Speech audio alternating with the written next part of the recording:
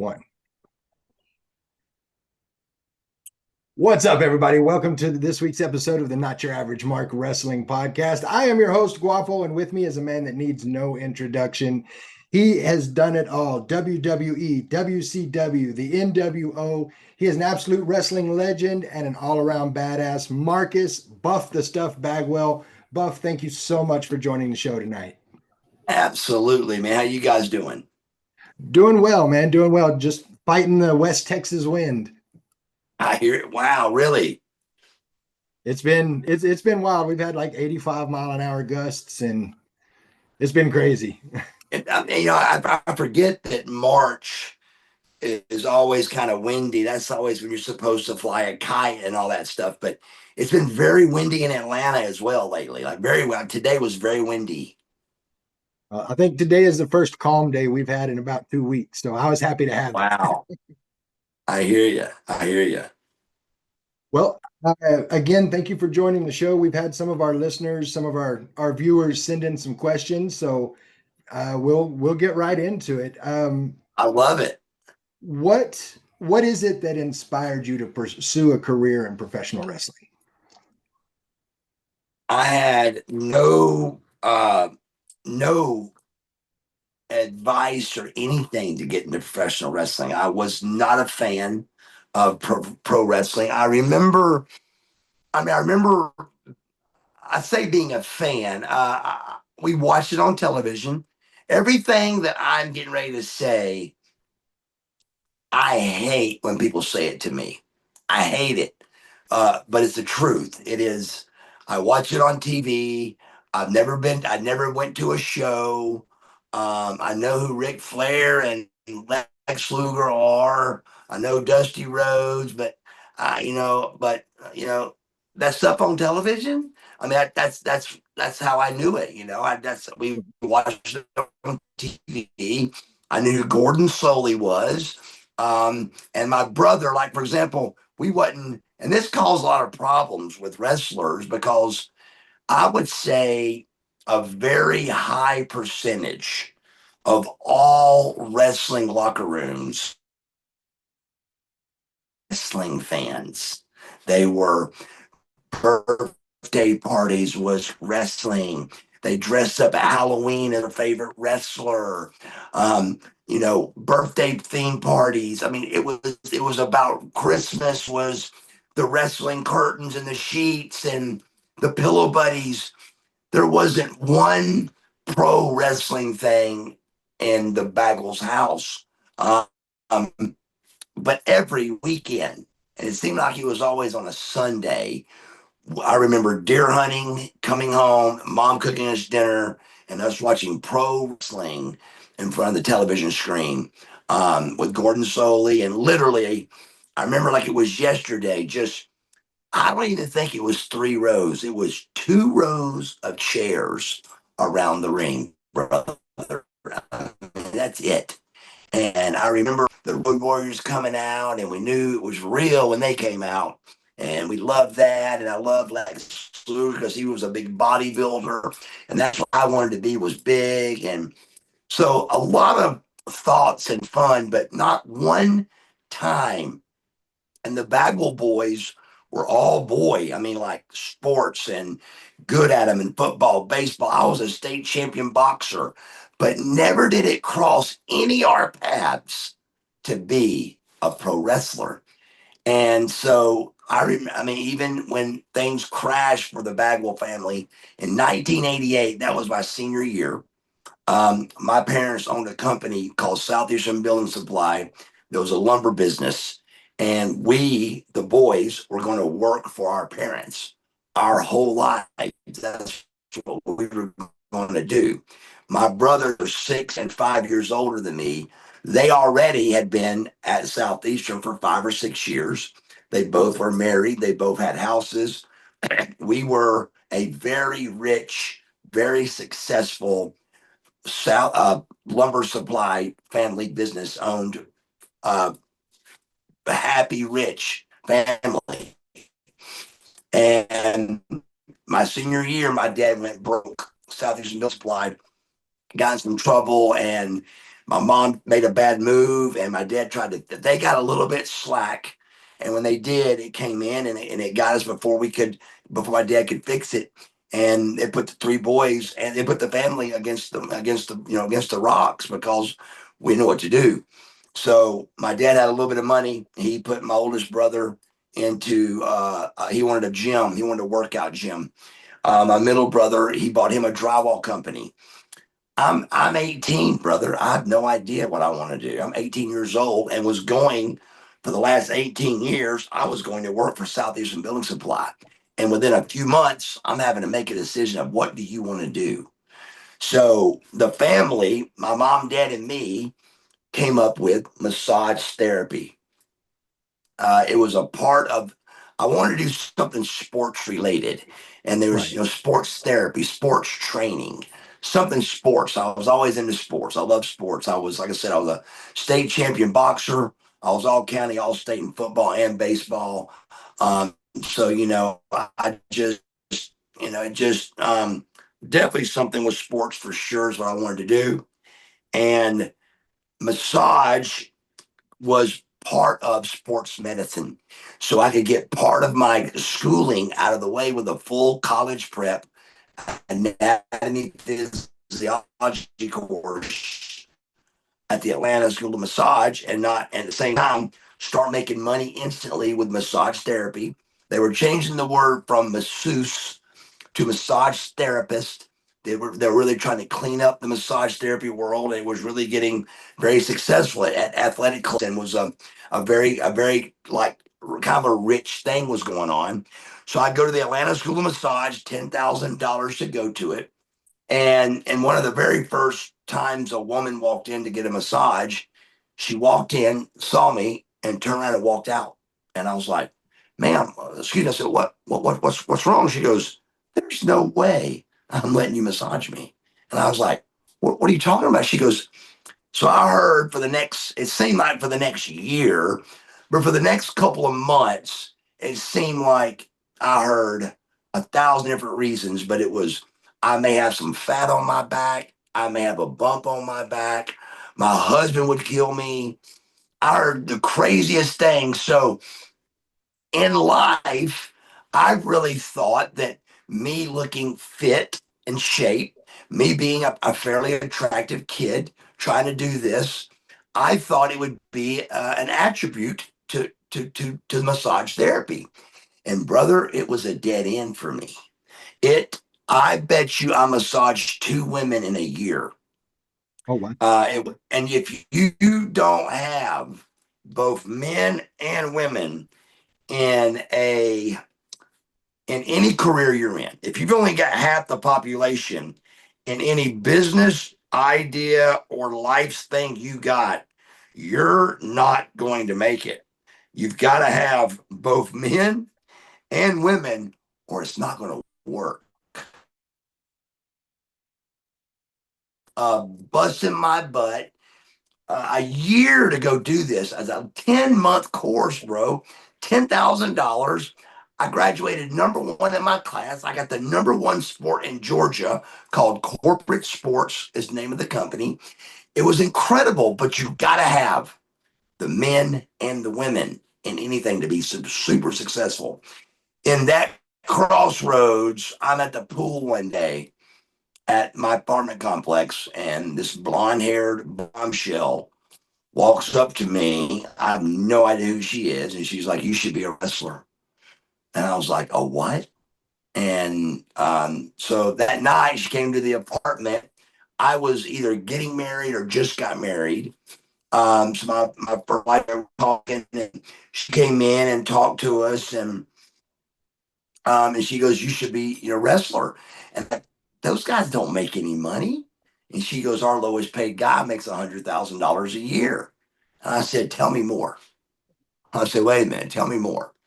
So I went to the WC. It wasn't no power plant like the story goes. There's no school for WCW yet. There was a building that Kevin Nash was getting trained in Griffin, Georgia, South Atlanta, Griffin, Georgia. A dump warehouse that Jody Hamilton and Buddy Lee Parker run guys and teach them, but there wasn't a pre-tail school. Um, it was just connections to go in and then try to train you. So I went down there, and Kevin was in the ring training that night. I remember, and they told me $3,000. And Buddy Lee Parker's a real, very smart aleck.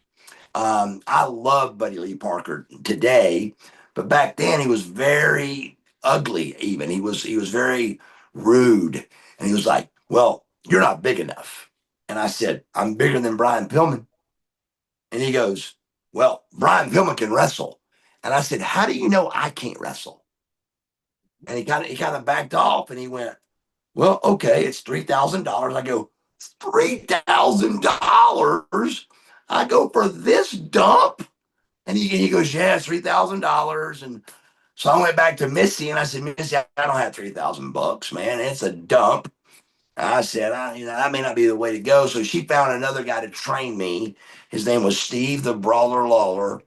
I went and got trained by him. Literally, I think he trained me 7 times, maybe.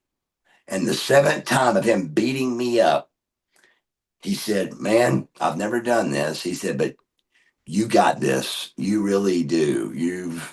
You've got what it takes to do this. Let me show you how to do it." And he quit beating me up and showed me how to do what we were trying to get to. And it was really hard, brother. I look stupid, real stupid, for a good year or two. And I remember getting in the car and just feeling so silly. And then I walked in to, but I didn't know I was getting better every time, but I didn't know it. And I didn't know it because I didn't feel like it was getting, it was still horrible, but I was still getting a little bit better every time. And I remember walking into the dressing room at Global, and the baby faces and the heels were talking in the dressing room. And I went, "Wait a second. Y'all can talk before y'all go out?" And I was like, "I got this." So from locking up with a guy that you've not seen all day long, separate from a building, trying to call a match in the ring with 12 people around the ring, you hear a pin drop, to be able to talk a little bit, I got really good really fast, because I was right on the edge of being pretty good doing it the old timey way, calling it in the ring with two green guys that don't know what they're doing. We had gotten pretty good at that and didn't realize it. And then when I was able to just discuss a little bit, man, I was 1,000 times better that first match. And then, man, the rest was history, bro. I just got better and better. And heck, it wasn't 3 months from that moment I'm telling you. It wasn't, Global only lasted 3 months. So from the time I walked in, I was at WCW in 4 months. And It you came was, into nobody talks about this. And maybe because they think it's negative, but it's the fact. So if it's a fact, it is what it is. But nobody talks about how fast I made it.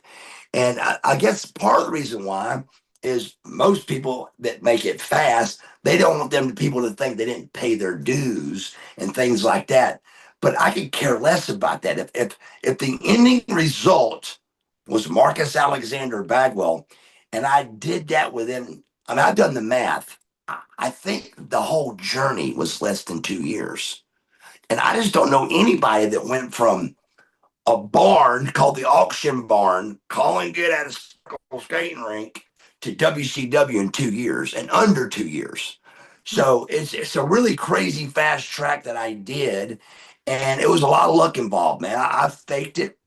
I faked it till I made it a little bit in the beginning. I was athletic enough that I knew what they wanted, but I didn't know the names of the moves and stuff. I remember Dusty ripping his headset off and going, "You didn't tell me you could wrestle." And I was like, "Well, I thought you knew I could wrestle a little bit." But I was getting better and better in every match. And, I ended up being a pretty good wrestler. But it was not, the question, going back to your question, is It was never in the playbook for me to be a professional wrestler ever. Well, for something that wasn't in the playbook, you you did an amazing job with it. And you're absolutely right. 2 years from start to WCW, less than 2 years, it's unheard of. It really is. So you come into WCW, Marcus Alexander Bagwell. You make a name for yourself straight off the bat. Uh, but that name changes, and that's one of the things I wanted to ask you about. How did we get from Marcus Alexander Bagwell to the Buff Bagwell, the Buff Daddy character? Uh, Great question. So, originally, even from jump, I didn't like my name. I didn't want my name used. I love hearing Marcus Alexander Bagwell now. I love that. I really do. I love it. But I didn't used to. See, the reason why is because from childhood, from my first childhood memory to WCW. So that's 20 years of life, schooling, ball, every kind of ball you can play, schooling, boxing. I was Mark Bagwell. The only time I got called Marcus, I was embarrassed when I got called it by my teacher. I don't think I was embarrassed of my name, but something happened when I didn't like hearing Marcus. My mother, that's when I was in trouble, maybe because my mother would say Marcus when I was in trouble. And so I never was Marcus unless I was in trouble. So it was Mark Bagwell. So all of a sudden I get into wrestling, and Rhubarb Jones was our announcer for WCW, a famous country radio station guy in Atlanta. And the first match I won on TV was with Rip Rogers. And the guy goes, Rhubarb Jones goes, the winner of the match is Mark Alexander Bagwell. So I walked down to Dusty. I said, Dusty, I hate that you're using my name. But if you're going to use it, my real name's Marcus. And he rips his headset off and goes, that's so much better. And I was like, great. So Marcus Alexander Bagwell. There we go with that name. My parents loved it. Everybody loved it but me. I hated it. So I was trying to get something else the whole way, but it's hard to do. It's hard to switch your name and keep your popularity. It's just hard. Kevin Nash going from Diesel to Kevin Nash, there was a $10,000 lawsuit if the word Diesel was mentioned in the locker room. So it's that kind of hard to change things. But because it's hard to get over as another character. So I was going to be Marcus Alexander Bagwell for the rest of my life. And that's okay. I made it okay. I was okay with it. Um, but when the NWO happened, it was it was just time to do something different. And I did the haircut, the Caesar haircut. I went real edgy with that, which was nobody had cut their hair like that yet. I mean, literally George Clooney, they call it the Clooney cut. He was the only dude, I think. And then Gladiator came in right about that time and did it. And it was a Caesar cut, very rare. Nobody did it. Loved it. It made me look very heelish. And somewhere in there, me and Luger were trying to think of a new name for me. And no more did we start trying to think of one.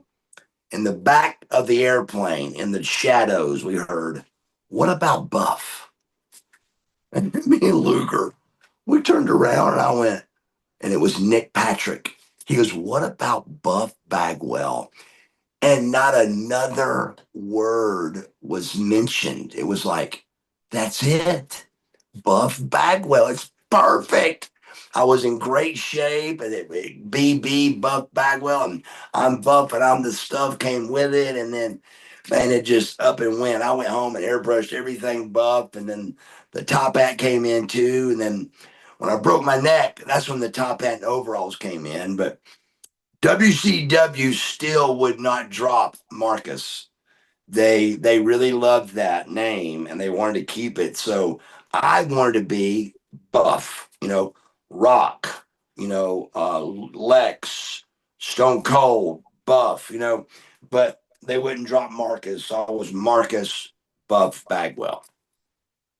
Well, that particular kid, I'm not gonna lie. I'm sitting at home, me and a friend of mine watching wrestling. I got my top hat on. I can't lie about it. I had one.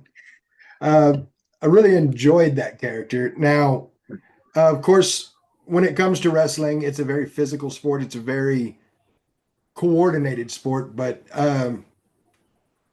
April '98, you're in a tag match. You land wrong. Walk us through the thought process there. April 22nd, 1998, I just wrote an $88,000 check for my property that I'm building my house on. I get in my $85,000 Jaguar that WCW is fortunate enough to pay me to have that kind of a car and that kind of a home. I write the check for the lot. I get in my car and I drive to the building, Columbia, South Carolina, and then I'm laying paralyzed in the ring. I'm laying there, can't move anything. Keep in mind, there's not a memo that I've got saying, now listen, buddy, in about 2 hours, this is going to come back and you're not going to be paralyzed.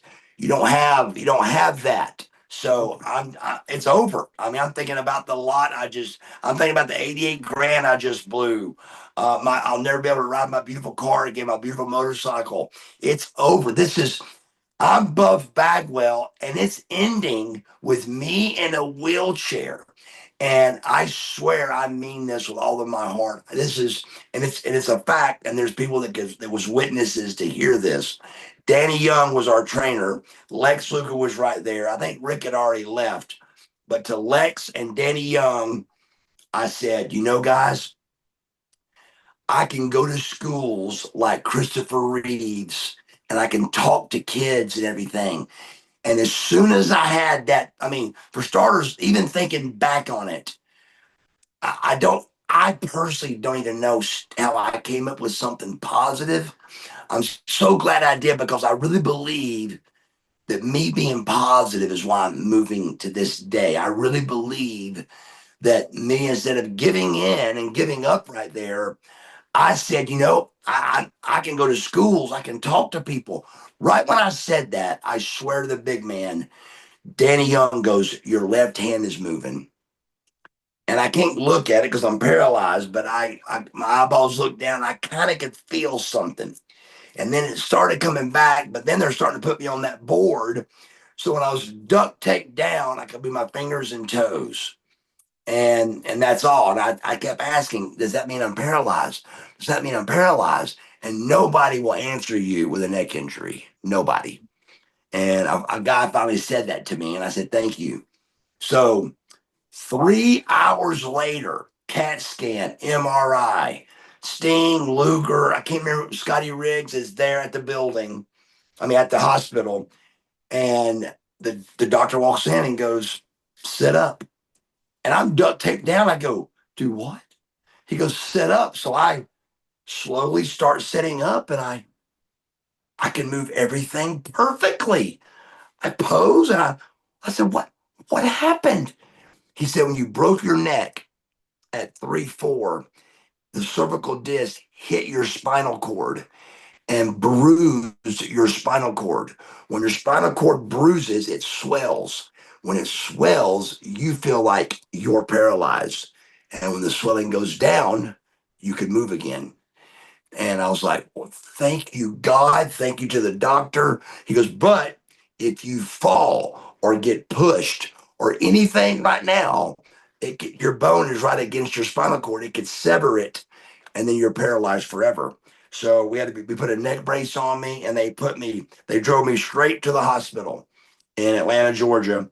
And I had to wait there about 4 days to get till the doctor was ready to do surgery. But they went in and did the surgery, and it was just a very, very, you know, fractions of milli whatever measurements there are. Very, very little bit of area where I should be not walking and not sitting here today. It's crazy. Well, and And seeing that match, there was one particular thing that made me start to worry, think something's not right. And I don't know how many people would pick up on it, but when you're on the ground, your legs were crossed, and that never happens. So I tell people this. I don't think nobody believes me, but I want people that are listening to try it to somebody. You get any person at any weight and you put them on their stomach and you tell them to fully relax 100% and you roll them to their back, their legs are going to cross Mhm. every time. But it usually don't happen because the human don't, it's uncomfortable. So Right. you kick your leg over. But when you're paralyzed or dead or really passed out and you roll that person, their legs are going to cross. And the reason, but it was only crossed for a brief moment because Virgil thought I was faking it. And he goes to slide me out of the ring. And that's why, if you remember, I was like halfway out of the ring. Yeah. Virgil was trying to get me out, and Norton's like, Virgil, what are you doing? Stop it. So, but that's what happened with that. But yeah, so crazy. But yes. And again, nobody knows these kind of things, but I know it now. And that is if you ever are dead, passed out, or whatever on your stomach, and you roll that person over, your legs are going to cross. And that's how you know I was paralyzed from looking at that something was bad wrong. Well, and for me, it was the fact that it was the cell. You know, anytime you're thrown down like that, you starfish out and you're Right. done. And so with your legs crossed like that, I'm like, wait a minute. So it was kind of scary. It was, Um, man. And Raven, Scotty Riggs has got a story about that where Raven said it, and they were the flock by the ring. They were there at the flock, and Raven looked over at Riggs and goes, "Something's bad wrong. His legs are crossed." And Scotty's like, "What? That? What does that mean?" But Raven knew for some reason that that was not good. that match aside, of course, an illustrious career for Buff Bagwell. Are there any matches that really stand out to you as far as these were some of my favorite matches? It's crazy that it don't, man. We just did so many, but every time I get asked this, I have a match that I know was really one of the best ones that I can think of. It's 1993 Halloween Havoc. Me and Scorpio come out as champs. We come out as the World Tag Team Champions at Halloween Havoc, and we have the best tag team match of my entire life with managers. When managers are involved, man, you got 7 people that have got to be on the same page to tell a finish.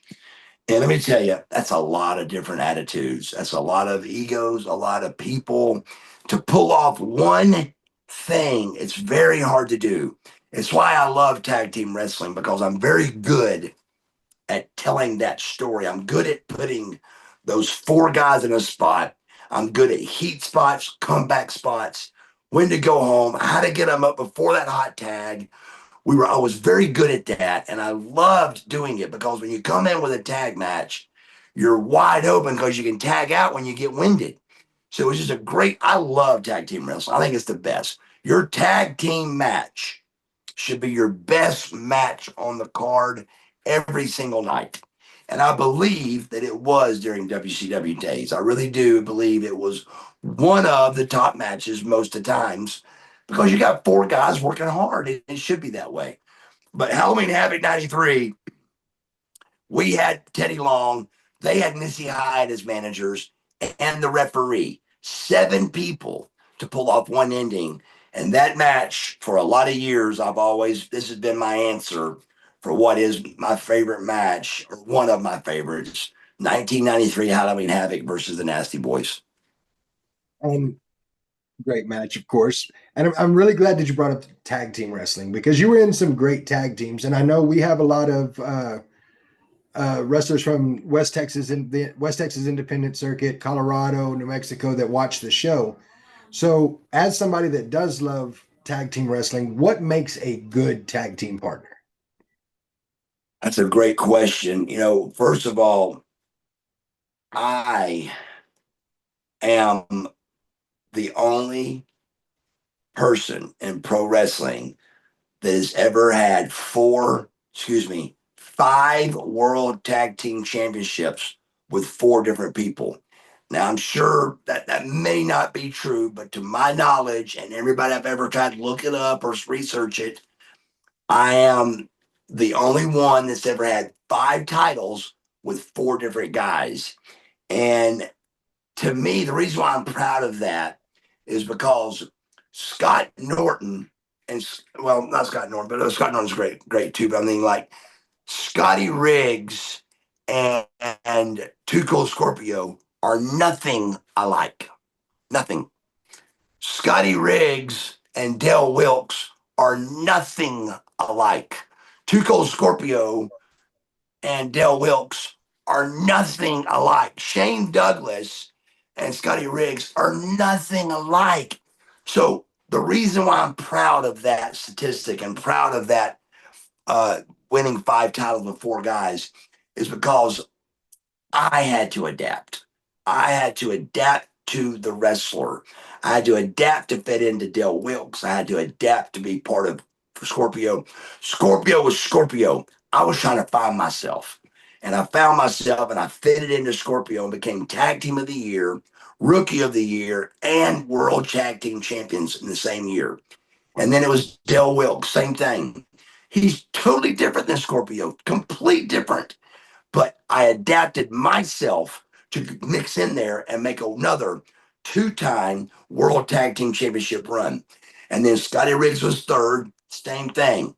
This was more this was more what I was looking for. This is now I'm more the American Males was more of buff. It was the chokers, the necklaces, the earrings, the goatee.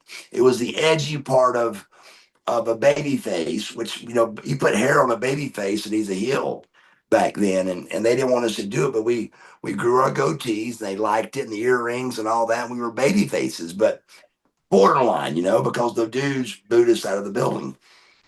And then you got Shane Douglas, great wrestler, but completely different than everybody.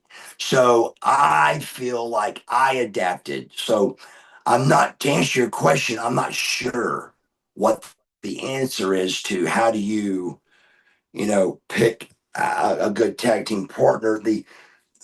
The answer would be you've just got to be versatile. You got to be open minded. And I learned something from every one of them. Um, just a little something I would take from every guy and just keep going, but I definitely preferred, tag matches. They just were great. To me, they were the most entertaining because you got each time a guy comes in, it's 100 miles an hour and you tag out. There was no rest holds, wasn't really no heat spot. I mean, no rest hold because it was just you were rested. With a singles match, you got to take a rest. You got to grab a hold, and I wasn't good at that. I didn't know how to do that a lot, but I knew how to give a great tag team performance from your opening spot to your second spot to your shine spot to your stop spot to your hot tag spot to your hot tag to your comeback to your finish. I was really, really good at explaining it where people allowed me to explain it. I didn't get heat for it because I was well mannered and well disciplined and I didn't try to step on everybody. But even with Lugers and stuff, they would say back, what do you think? And I'm like, I think we should do this, and everybody would always throw their 2 cents in. And I just feel like I really learned the tag team craft really well. I would definitely agree with that. Now, WCW, they're doing their thing. The whole NWO thing happens, and it's lightning in a bottle. And you can see all of the talent having fun. As a matter of fact, probably one of my favorite videos that I've seen, and it's resurfaced as of late, is you and Scott Steiner doing a pose off. He's in the ring, you're outside the ring, and y'all doing a pose off. And it's like you guys, it was fun. And that's part of what drew me to WCW is it didn't look like I'm the good guy and I'm doing it. It was like, I could do that. That's me having fun out there. Well, anybody, for starters, I watched that the other day. Somebody had it on the feed. And I got I mean, I don't know if you ever check out my YouTube channel, but my memory is crazy good. And I have no recollection of doing that with Scotty Steiner. I have none. Because what I'm most amazed about is I was in really good shape outside that ring. Like I could tell I was starting to get like real lean, like Buff Bagwell lean. Matter of fact, I looked at the date, it was January of 88. So that was of 98. That was a few months before I broke February, March, 3 months before I broke my neck in the ring. So I was in really good shape. And Scotty still had his black hair, Mhm. and Scotty's always looks good, but he wasn't freaky yet. Yeah, And I he wasn't thought, a oh freak my yet. God. I said, I had him there. I actually had Scotty at that junction. I said, I got you, brother. Look at me. And but Scotty's so incredibly mass. He's obviously the best, but still was fun for me to. I couldn't believe he copied along because I figured he'd get out and beat me up, you know. But he actually went along with all the poses. And I said, "How about this one?" I went down to my knee, and Mhm. it was Just a really, really great little interview there, little thing we did, little segment. But any male 15 to 50 years old that watches Buff Bagwell come to the ring and can't see and they don't have a smile on their face by the time I get to the ring, there's something wrong with that person because I know it looked like I was having a great time because I was having a great time. I was having a blast doing it. And brother, to get paid for it I mean, it was incredible. I was like, look at me. Look at this. Look where I'm at. This is incredible. You know, look back the camera and take a full view of this. It was hilarious to me. It was so much fun doing that character. And it was a really, I mean, people still to this day will come up and they'll say, I love that time you said, do not adjust your camera. I am this good looking. I am this That good was looking. Yep. that was one of those. I didn't write that stuff down. I just went out and whatever hit me, I said, you know. But that was a good one. And it was genuine. And like I said, that's what drew me in. Yeah, Um, I'm not gonna lie. Went to a concert last weekend with a friend of mine named Rooster, and told him that we were planning this for the podcast, and we went into the venue doing the buff walk, I arms love swinging it. and everything. Absolutely. So that the dance, the strut, Baltimore, Maryland. God, I'd be totally lost on the year, but Baltimore, Maryland, very fresh NWO. Me and Norton fresh. Not even the name Vicious and Delicious yet. We were just me and Norton were tagging, and Sting calls all the guys to come watch my match. So Sting and a couple other boys, I think. You know, this is a locker room full of egos, brother. I mean, there's not a whole lot of compliments going around to each other. It's a pretty rough business, man. It's a rough locker room. But we had a good close grip of guys, man. Everybody liked me and I liked them. I think everybody loved me and I loved them. It was a great thing we all had. And so Legos wasn't near as big at this junction. Everybody was just having fun and trying to get along, you know. And Baltimore was always a heel crowd, and they always hated Marcus Alexander Bagwell. Well, now here comes Buff. I come out of that Baltimore crowd and I do a full Buff thing, and Sting and all the boys, when I come back through the curtain, they're clapping. They're like, that's the greatest thing you've ever done. What? Keep doing what you're doing. That's from Rude to Jim Duggan to Steen to Lex. All of them are like, man, that's it. That's it. And then when everybody kind of walked off, Steen goes, he was still laughing. And he goes, oh my God. He goes, that was great. He goes, what was that dance? And I said, well, what dance? He goes, oh, come on. The dance you did, the strut. And I said, Steve, I've got no idea what you're talking about. So Dallas Page used to video the matches to go home and get better at his craft. And I had to go to Dallas and watch Dallas's tape back to see what Steen was talking about. So I watched it back and I laughed looking at myself, but I had to look at what I did and imitate it again because I didn't know I had done it. I knew a lot of big eyes were on me, and I was just cutting up being Buff Bagwell. And in there somewhere, I did that crazy thing, but I didn't remember doing it, so I had to watch it back, and then I made that part of my repertoire. We've always enjoyed it. It's a lot of fun to do. It Um, is. Now you talking about the locker room and you love them, they love you, the camaraderie, the close knit community that is wrestling. A couple of things I'd like to talk about regarding that.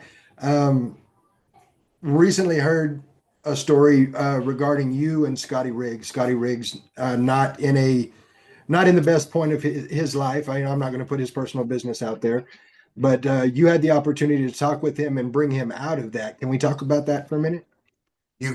You can. It's something I really love talking about. Um, you know, part of this journey of sobriety is the key to Bill, who was the AA owner, Bill W. The AA inventor, it's helping other drunks or addicts is what, if you can do that, it helps you stay sober. And that's what it feels like AA is always about and what it does. But it seems like there's a lot of background truth to support the fact that by you helping somebody else helps you stay sober. Um, and I remember I was still broke. I'm coming out of rehab. I've just started working again and just trying to get back into shape and trying to turn that tide with the phone calls and trying to get in front of people, let them see that I'm good again and Mark Bagwell's back and Buff is back and um I get a call so I go to rehab, I get out, and then I'm staying at Dallas's crib where Jake and Scott Hall got sober. I'm staying I'm staying there with me and Butterbean are there at the accountability crib, and um, Dark Side of the Ring reaches out to me to do my story. And I said, that's no problem. I love it. Let's do it. And so I reached out to Scotty Riggs to let him know that they were going to be calling him.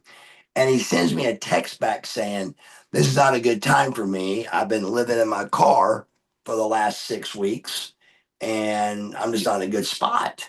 And I'm like, you what? So that, if you ever see the videos on this, that first phone call is really the first phone call I made to Scotty Riggs in a couple of years. And before that call, it had been 20 years probably. But I reached out to him to go to WrestleCon the year before, and he didn't want to go. And so the next year, this Dark Side of the Ring came up, so I reached out to him. So I get him on the phone, like, "Hey, brother, what's going on, man?" And he goes, "Oh man, I lost my house, my mom's house. I couldn't afford it no more." And I was like, "Why wouldn't you reach out or something?" I said, "You've been living in your car for 6 weeks." He goes, "Yeah." I go, "God, that's ridiculous." So I took a big chance right there. I said, "Well, you're you're coming up here." He goes, "Nah, man, I need tires and I just can't make it." And I go, "Buddy, I'll pay for the tires." I didn't have $300 in my checking account. I said, "I'll pay for your tires." And he goes, "I got a doctor's appointment." I said, "Change it." I said, look, I'm not taking no for an answer. I said, this is ridiculous. I'm in a mansion up here. We're working out. We're trying to get back into shape. We're doing it sober. We're doing it straight up. I said, brother, come on, do it. He was pretty slack about it still, but I didn't know everything that was going on. That day, he had went and got his gun back from his friend and was going to kill himself. And I didn't know that. That comes out in the video. And I also didn't know that he didn't have a tooth in his head, not a tooth. And it wasn't drug related with that. Maybe some alcohol and stuff. Scotty's 50, 57, 58 years old. It was a little bit of genetic stuff, a lot of genetic stuff, and there's still some hygiene stuff, but not really because Scotty's a well kept guy, always was. But something happened regardless, and his teeth were gone. I mean, he had like one or two, and it was causing him problems. So he came up, and I learned that about him, and we started working out. And he was at the crib, and I let him borrow money, and we started his journey of trying to get his money back from his brother from stealing the house and his teeth and his body. And in 7 months, I may be over exaggerating a month, in 6 to 7 months, Scotty Riggs had a fantastic body. He had a head full of teeth, and he had $70,000 back in his checking account from coming to DDP. And when I did that, when I first brought him in, it was chancy. I remember Steve, you going, "Hey, you got to go talk to Dallas about this." And I said, "About what?" He said, "You just asked Scotty to move in." And I was like, "Oh, okay." So I was like, "Hey, Dallas, look, here's what I did." But he was like, he was thankful and he agreed, but it could have gone the other way. Ended up being a great thing for all of us. Dallas jumped in and finished off Scotty's look and the teeth, and it was just a great, great, wonderful, wonderful story. If you haven't seen it, man, you need to go look at the Dallas Scotty Rigg Buff Bagwell story. It really is something special. It is, and uh, even beyond that, still talking about the brotherhood. Recently, of course, Brian Knobs had a turn in his health, not doing really great in the hospital, and uh, fundraiser put together by yourself, your YouTube manager, to help him out, and one of the big stars on that. Dude, again, it's just I mean, I'm gonna tell you something. Anybody that tries to argue with sobriety, I feel so sorry for them. They're just, I know how hard it is. It took me 20 years to get sober, but it is just, you just get so many more things done at such a better level. But I couldn't have pulled off what I pulled off even 4 years ago. I've been sober 2.5. Just as close as 4 years ago. There's no way I could have pulled off what I pulled off. Chase Brogan, my YouTube producer, he came up with this wonderful idea. But within 4 or 5 phone calls, I had Luger, Goldberg, Dallas, Mick Foley, Jimmy Hart, and I remember texting Chase. I ain't talked to Bill Goldberg in 30 years. And I called him and we didn't miss a beat. And so I was getting my hair cut. So I just text Chase. I went, Bill's confirmed. And then I thought for a minute, I went, wait a minute, that's amazing. I got Bill Goldberg to go on my YouTube channel. Are you kidding me? And we got to clarify something that's been bothering our friendship for years. And it's a thing where in the gym, where I made a noise that he thought I was making fun of Bill, but Sting talked about it. And now Bill knows that wasn't me 34 years ago. Oh, wow. Yeah, 30, let me say be exact. 33 or 34 years ago, Main Event Fitness, Buford Highway, he says, Lex does this thing we call Herman Monster. It's a thing where he goes up, up, and he acts like power lifters lifting. But it's a thing that me and Sting and him did as a joke in the gym every once in a while. Bill two things was wrong. One was it wasn't me, it wasn't Lex making, it wasn't making me making the noise, it was Lex making the noise. And then he thought it was me making the noise, and then he thought that we were talking about him, making fun of him. Oh, Brother, listen to me. For 33 years, Goldberg has thought that. And Sting, like I gave him $10,000 to do it right, on the channel goes, yeah, that day in the gym when, and I go, Sting, you don't understand. You just got me off the hook for something. I couldn't have told you, said it any better. It was perfectly explained. He goes, you mean Bill thought that was you? And I go, yes, for 30 years. 34, 33 years, and it's finally put 33 straight. years. Bill wasn't wrestling yet. Put it that way. He was asking us how to get in the business. It was 33 or 34 years ago. And at that gym, everybody loved Bill Goldberg. He was a local TV, I mean, a local football star. But we were party buckhead buddies. We loved each other, hug all the time. Hey, buddy, hey, buddy. But after that day, we wasn't as close. I didn't know why. And I started seeing these interviews he would do about me making fun of him at main event one day. And it was 33 years later, maybe 34. Sting tells the true story the other night on the channel. So yeah, great names, great fundraiser. Uh, it came out really a great thing. I can't remember how much we ended up raising, but I think it was 20 something thousand. We got 20 something $1,000 on it. That's so awesome. And of course, everybody here at the podcast wishing the very best for Brian. We want to see you get well. Um, so we are coming up towards the end of the show. So there's a few kind of rapid fire questions I'd like to ask. Right. Um, First off, future plans. Do you have any like future projects you're looking at, something you're excited about? I got one major future goal, and that's the WWE Hall of Fame. Amen.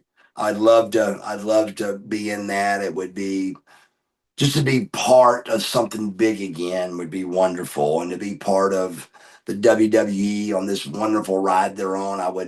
I feel like I would be just full circle for me if I could pull that off. Of course, talking about the Hall of Fame. Lex Luger inducted in the 2025 Hall of Fame. I love So it. excited about that. Yes, It's love going it. to be awesome. I've already told everybody, like, because Dallas does big things. So if Lex takes even start of one step towards that podium, I'm going to lose my stuff. Well, the catch, I mean, I'm telling you, it's going to be huge. So the thing is, is he's walking some now, but if I understand it correctly, he doesn't know when it goes out on him. And when it does go out, it's all the way to the ground. So he uses the walker in the wheelchair because if he goes down, it's a scene and people call 911, and it's just easier to roll around and have people not be scared that he's going to fall. So I know they've gotten better at it, but it's just a chance that I think they're still going to have to take of making that walk and hoping you don't go down. I'm gonna lose it, man. I'm not that. I'm about to I'll be cry. honest. I'm gonna get emotional. Like I'll I'm be about to cry. first to say. I'm about to cry right now. Well, let's get into something a little happier there. Fan interaction. How important is it to the sport, and is there a particular fan interaction that you really got to you? That's a great question. I've never thought to answer it the way I'm getting ready to answer it. But you say how important it is, and that's what I heard when you said that. And over the years of doing this, I would say that it's not that important because the fan.